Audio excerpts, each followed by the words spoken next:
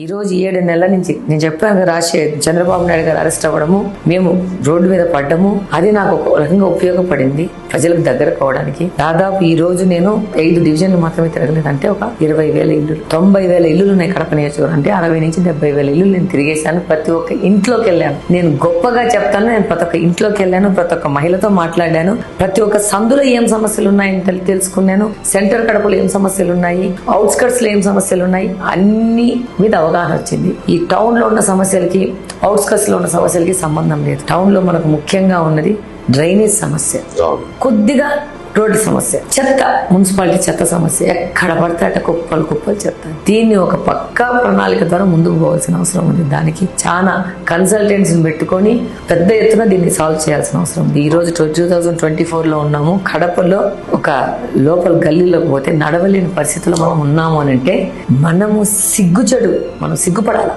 ఈ కడప వాసనమై ఉంది, నియోజకవర్గ వాసనమై ఉంది. అవుట్స్కట్స్ లో చూస్తే కంప్లీట్ గా రోడ్లు లేవు. ఇక్కడ డ్రైనేజీలు ఉంటే డ్రైనేజీలన్నీ బ్లాకే. డ్రైనేజ్ మీద అంతా ప్లాస్టిక్ కవర్సే, బాటిల్సే, వాటికి ఎక్కడే కానీ మూతలు వేసేసి కవర్ చేసేసి ఒక పద్ధతిలో లేదు. బయట అసలు డ్రైనేజే లేదు.